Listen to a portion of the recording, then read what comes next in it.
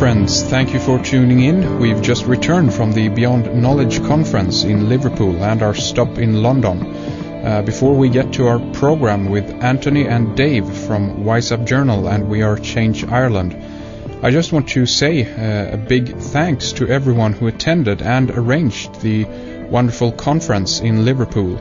Vicky, AM, Mark, and of course Dave Truman for being such excellent hosts, taking such good care of us and helping us out while we did our camera interviews with some of the speakers. Thanks guys, it was very nice meeting all of you, and it was wonderful meeting so many people attending the conference that are Red Ice listeners and follow along our website and the work we do here. So many cool, brilliant and unique individuals. We had a pretty busy schedule up there, so we're sorry we didn't have more time to spend with some of you, but let's do it again. The venue was jam-packed, and I was told that they even unfortunately had to deny entrance to quite a few people. There just wasn't enough room to fit everyone in there, so there's a big demand for these kinds of events. A lot of people got a chance to hook up with some like-minded people, so I'm sure this will be done again in some way and in some form. It was great meeting all of you. For those of you who didn't attend and are interested in seeing some material from the conference, there was a crew there from J13 filming the event, and that should be available soon in some kind of format. Not exactly sure how that's going to pan out. And we, of course, here at Red Ice are also going to make raw edits or raw cuts versions of the interviews that we did available in our member section as soon as possible. We're also going to put together a kind of symbolic architectural tour of London. We have a lot of material from there, from the 3 days we spent in London, so do stay tuned for much more of that. So thanks again for a great time in Liverpool. Okay, so let's listen to our program with Anthony and Dave from We Are Change and Wise Up Journal as we'll dive into the EU Treaty and much more. This is Red Ice Creations Radio. My name is Henrik, and in case you don't know it, we are based on the west coast of Sweden. We are here on Thursdays and Sundays, available worldwide on our website, redicecreations.com. That's REDICE creations.com. News, radio archives, member section, films, video, and much more. And today we have an important program ahead of us. We have with us Anthony and Dave from wiseupjournal.com and We Are Change Ireland. And these guys are doing fantastic work when it comes to the covering the EU Treaty, or the Lisbon Treaty as it's known as. They've done a film or a video on the subject that is available on wiseupjournal.com. It's called End of Nations, EU Takeover and the Lisbon Treaty. And as many of you might know, Ireland is the only country that is going to have a referendum on the treaty. And this is basically the EU constitution under another name. And interestingly enough, if it is rejected in Ireland, it's not going to go in anywhere else in the EU, this time around at least.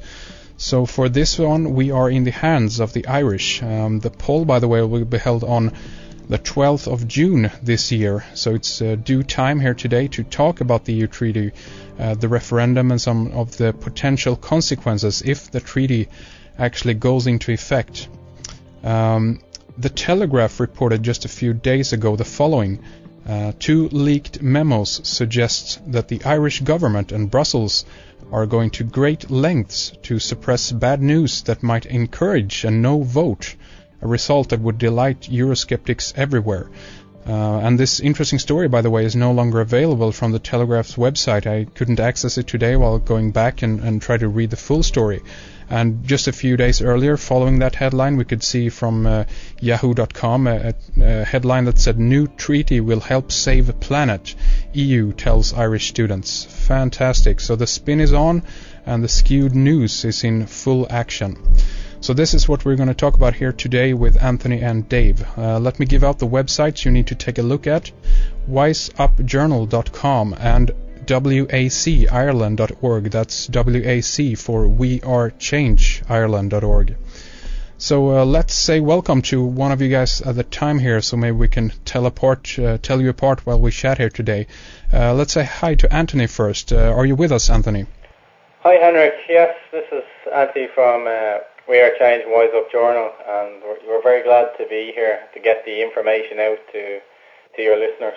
Very good. Excellent to hear from you, and thank you for coming on the program. We also have Dave with us. Are you there, Dave? Yes, Henrik, thank you very much for having us on, and we're looking forward to the show, and we're going to try and get as much information out as possible.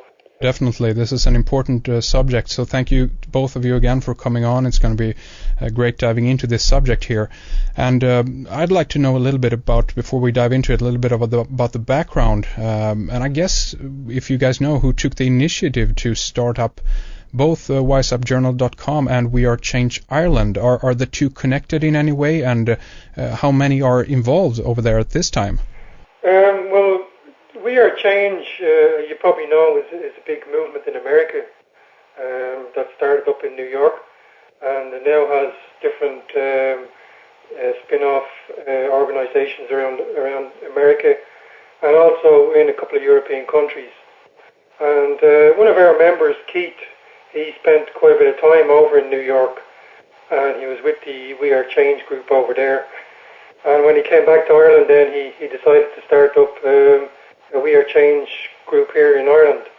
So I guess the We Are Change really originated from the whole 9/11 and the events of 9/11, and it's kind of taken on from there into various other aspects.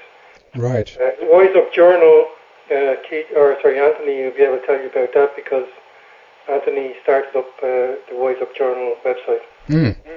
Yeah, well, we only started We Are Change Ireland last November, and during our first meetings we had various topics to discuss. We want to expose government corruption and various other aspects that's affecting people's health, like GM food and everything. And we decided that there's no point in really trying to get into the mainstream media, trying to get all our information into mainstream media. So probably the best way is to start up our own media.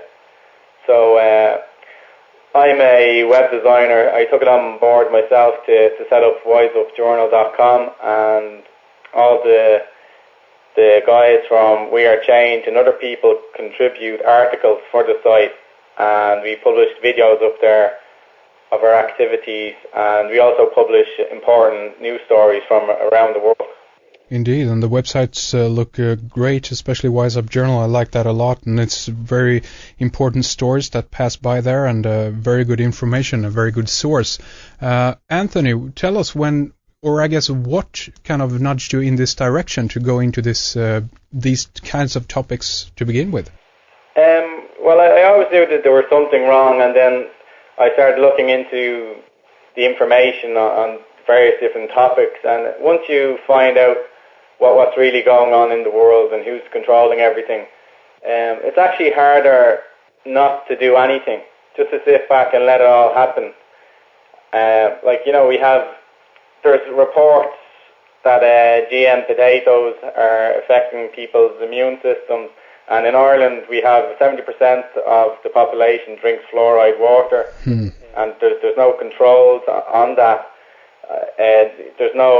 That's medication, and there's no way of telling what dose each individual is getting. So to actually sit back and do nothing is harder. Morally and for my conscience, I couldn't just sit back and let it happen. I had to try and get this information out to the people. Indeed. How about you, Dave? How did you get involved in all of this?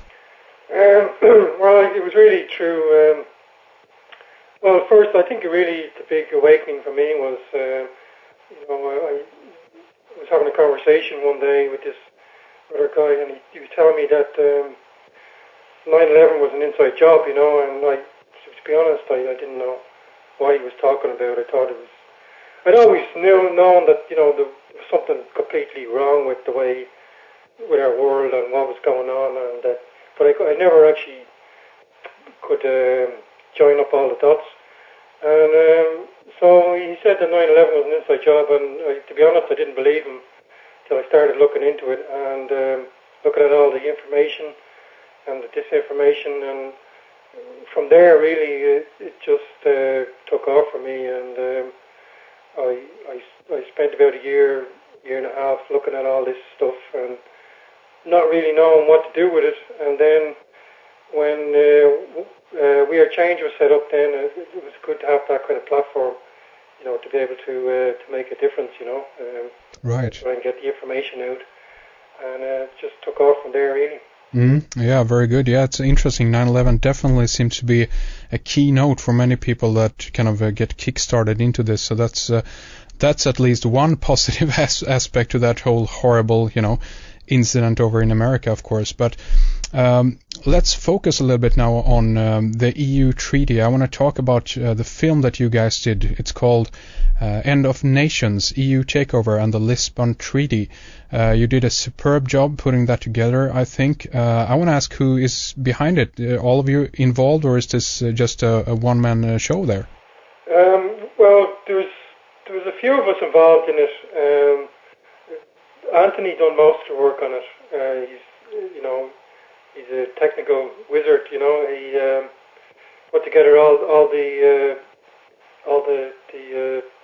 graphics, and he has a lot of experience in graphic design.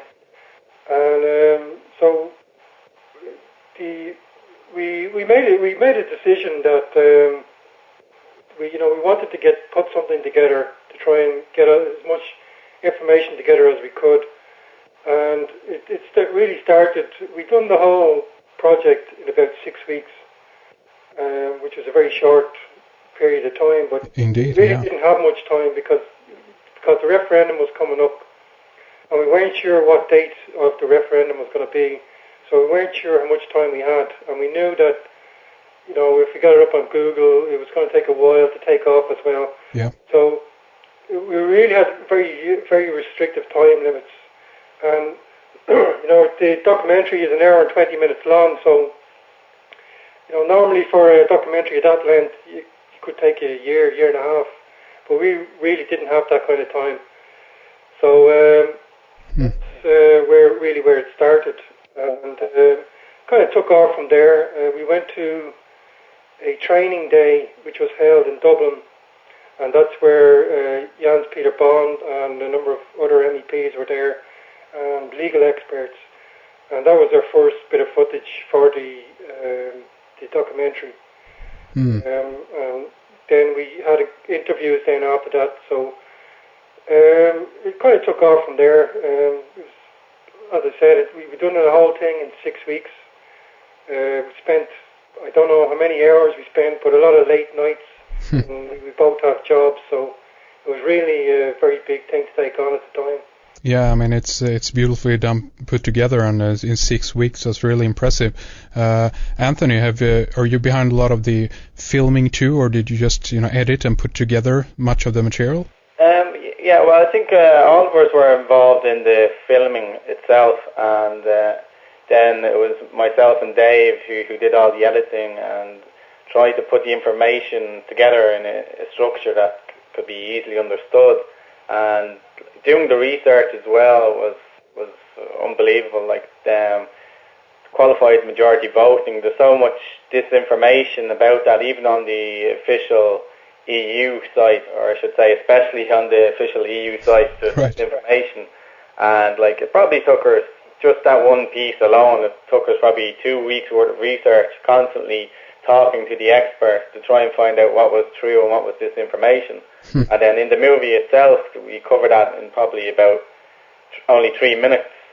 And I've shown it to people who never heard about qualified majority voting before, and after watching that I asked them questions and they can fully understand it, and it drove us mad.